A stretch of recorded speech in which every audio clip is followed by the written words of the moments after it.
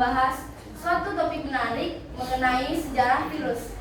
Nah, jadi di dalam PPT kami akan ada beberapa topik-topik menarik yang akan membuat kalian pada penasaran selain dari sejarah virus, yaitu ada ciri-ciri virus, bentuk virus, dan juga struktur virus.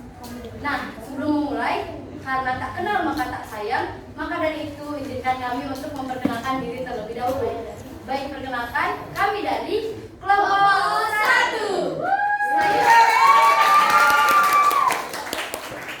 Saya Selena Natasha Wijanarko, absen 43 sebagai moderator, dan ada rekan saya. Saya Komang Sinta Bapak Inggiji, absen 27. Saya Diputuana Regina, absen 32. Saya Diputuana Gideon Pratiwi, absen 38. Saya Kadek yang pertama nomor absen 14. Saya Yura Satyana Nabara, absen 13. Saya Putu Yohane Wakiasa, absen 39. Nah, untuk mempersingkat waktu, maka langsung saja kepada pembahasan yang akan dijelaskan oleh rekan saya, yaitu dia yang akan membahas suatu topik menarik mengenai sejarah virus. Silakan dia. Nah, jadi ini tuh adalah pengertian singkat dari kelompok kami. Virus itu berasal dari bahasa Latin yaitu virion, artinya racun. Nah, virus itu pertama kali ditemukan di tumbuhan tembakau yang munculnya bintik-bintik kuning pada tumbuhan. Penyakit ini bernama mozaik. Nah, selanjutnya di tahun 1883 ada seorang ilmuwan berasal dari Jerman bernama Adolf Meyer. Iya, pokoknya. Nah, dia tuh melakukan penelitian pada tumbuhan tembakau dengan mengoleskan getah tembakau yang sakit ke tanaman tembakau yang sehat. Dan hasilnya tanaman tembakau yang sehat itu ikut terinfeksi. Selanjutnya, karena belum puas dengan penelitian yang itu, dia melakukan penelitian dengan mencoba melihat bakteri dengan mikroskop. Hasilnya pun tidak ada bakteri yang terlihat. Selanjutnya, peneliti ini menyimpulkan bahwa bakteri itu berukuran sangat kecil sehingga tidak bisa dilihat dengan mikroskop. Nah, di tahun 1892 ada seorang ahli biologi berasal dari Rusia bernama Dmitri Ivanovsky. Nah, dia ini melakukan penelitian dengan ini dari getah tanaman tembakau yang sakit itu disaring menggunakan saringan bakteri, kemudian hasilnya itu disemprotkan ke tanaman tembakau yang sehat, dan hasilnya pun juga sama. Tanaman tembakau yang sehat pun ikut terinfeksi. Kemudian Dimitri pun juga menyimpulkan bahwa bakteri ini berukuran sangat kecil sehingga dapat melewati saringan bakteri tersebut. Selanjutnya, materi ini akan dijelaskan oleh rekan saya, Ina. Baik, selanjutnya adalah Martinus Bering. Pada tahun 1897, ahli mikrobiologi yang berasal dari Belanda, yaitu Martinus Bering, melakukan percobaan untuk membuktikan bahwa agen penyebab penyakit pada tanaman tembakau dapat berkembang biak. Nah, selanjutnya ada Wendell Meredith Stanley. Nah, Wendell Meredith Stanley ini merupakan ilmuwan asal Amerika. Ia berhasil mengkristalkan makhluk penyebab penyakit pada tembakau pada tahun 1935, dan kemudian penyakit tersebut dia namai sebagai TMV, yaitu Tobacco Mosaic Virus. Nah, di mana TMV ini merupakan virus pertama yang ditemukan pada tembakau. Gejala yang ditimbulkan seperti yang ada di foto, yaitu munculnya bercak-bercak kuning pada tanaman tembakau, dan dia tuh seperti mosaik. Dan pembahasan selanjutnya akan dilanjutkan oleh teman saya, yaitu Satya dan Dian. Ciri virus yang pertama. Ciri virus yang pertama, ukurannya paling kecil, berkisar 0,02 sampai 0,3 mikrometer atau 1 mikrometer sama dengan 1/1000 milimeter, dan ukuran yang paling besar sampai 200 mikrometer, dan yang hanya bisa dilihat dengan menggunakan mikroskop elektron. Yang kedua, virus terdiri dari proton atau kaskit dan berbahan inti RNA dan DNA. Yang ketiga, virus tidak mempunyai membran dan organel-organel penting bagi kehidupan. Virus dapat berproduksi jika berada dalam sel hidup dan jaringan hidup. Biasanya stabil pada pH 5.0 hingga 9.0. Virus dapat dikristalkan seperti benda mati. Bentuk virus bermacam-macam. Ada yang berbentuk bulat, panjang, berbentuk polihedral, dan berbentuk kompleks. Aktivitas virus dapat dilakukan oleh sinar UV, ultraviolet dan sinar X dengan zat antibiotik dan zat antibakteri.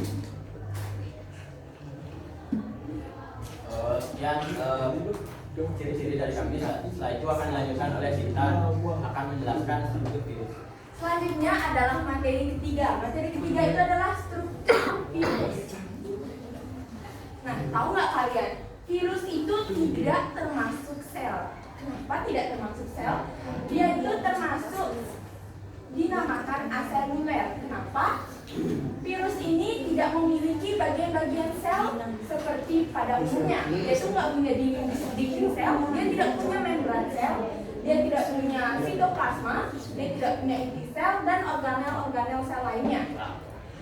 Dan dia ini hanya mempunyai asam nukleat. Asam nukleat ini bisa berupa DNA atau RNA. Biasanya virus hanya punya salah satunya.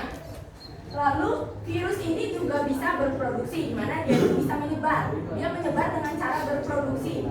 Dia berproduksi ini karena memiliki asam nukleat yaitu RNA atau DNA. Lalu virus ini hanya bisa bereproduksi jika dia menjadi parasit. Disebut parasit obligat. Kenapa disebut parasit obligat?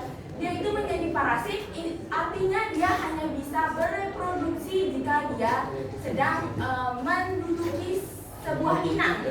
Seperti kalau kalian lagi flu, virus itu ada di dalam kalian. Kalian itu inangnya, virus ini bisa bereproduksi atau berkembang di dalam kalian karena dia mempunyai asam nukleat. Nah, setelah virus ini keluar, atau misalnya kalian dengar nggak virus corona itu kalau udah di luar manusia, misalnya di besi, itu dia udah nggak bisa nularin lagi. Bisanya lewat apa?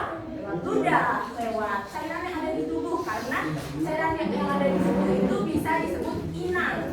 Itu di benda-benda lain itu tidak bisa karena dia tidak memiliki inang. Jadi kalau di benda-benda lain kayak besi, kayu, itu dia bakal langsung mati. Oke, selanjutnya virus itu ada berbagai virus. Nah, virus ini ada virus yang lengkap ya, strukturnya disebut virion. Nah, secara umum virus itu diwakili oleh virus bakteriophage atau virus yang berbentuk T. Virus bakteriophage ini virus yang mempunyai struktur yang lengkap. Nah, ini contoh virus bakteriophage, dia itu berbentuk T. Yang pertama itu ada kapsid. Kapsid ini adalah kepala dari virus itu sendiri.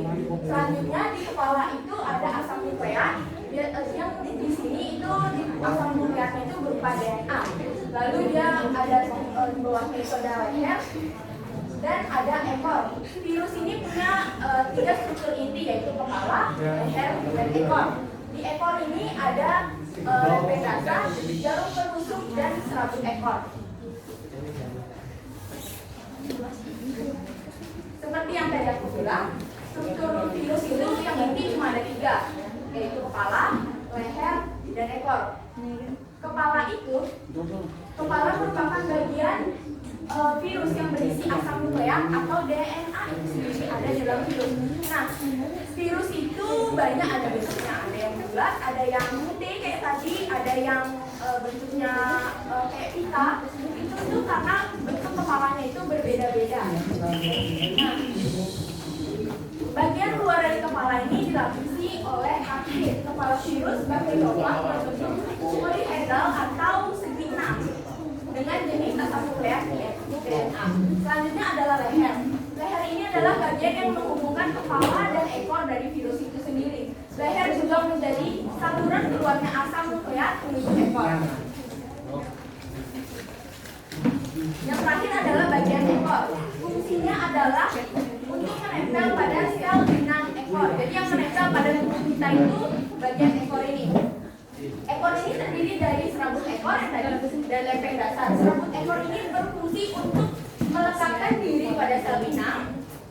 Sementara itu lempeng dasar yang berisi jarum penusuk berfungsi untuk menginjeksikan DNA ke dalam sel inang atau menginjeksikan DNA ke diri kita sendiri supaya dia bisa bereproduksi. Nah, sudah dijelaskan mengenai struktur virus. Mari bersama kita belajar tentang bentuk-bentuk dari virus.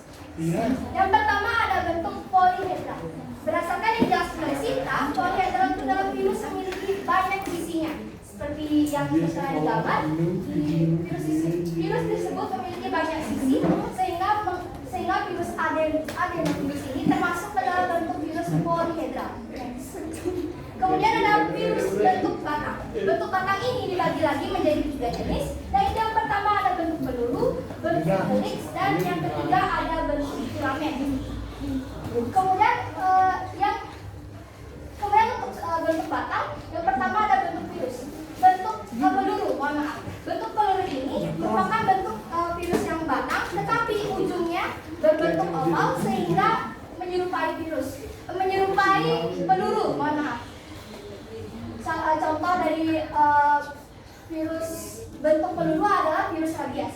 Kemudian yang kedua ada virus bentuk helix, di mana virus bentuk helix ini merupakan virus dari TMV, yaitu yang sudah dijelaskan oleh teman-teman saya di awal, virus yang menjangkiti tembakau tersebut. Virus ini menyerupai tangga spiral dan mengapa dia masuk ke dalam bentuk helix? Karena helix merupakan pengertiannya adalah helix adalah bentuk virus yang menyerupai tangga spiral. Selanjutnya ada filamen. Bentuk virus filamen merupakan bentuk virus yang mirip seperti pita atau seperti benang. Contohnya adalah Ebola virus, di mana virus ini berbentuk batang tetapi dia panjang layaknya benang milik kita. Selanjutnya ada bentuk bulat. Nah, di bentuk bulat ini dijelaskan bahwa virus itu juga memiliki 2 jenis. Yaitu yang pertama ada virus bentuk bulat yang diselaputi dan virus bentuk bulat yang tidak diselaputi. Di sini ada virus influenza, merupakan virus bentuk bulat yang diselaputi, di mana bagian asam nukleatnya dan juga kapsidnya itu diselaputi oleh selaput-selaputnya. Dan bentuk virus bulat yang diselaputi ini juga kadang-kadang disebut dengan bentuk amplop, yang artinya struktur virus intinya itu diselaputi oleh selimutnya. Kemudian selanjutnya ada bentuk virus kompleks, di mana bentuk virus kompleks ini sudah dijelaskan oleh teman saya Sinta. Virus kompleks ini memiliki struktur-struktur yang lengkap dan juga bisa dilihat dengan kepala yang besar itu menyerupai seperti bentuk T. Oke, sekian presentasi dari kami. Jika ada pertanyaan akan boleh ditanyakan minggu depan. Kami tutup dengan para mengesanti.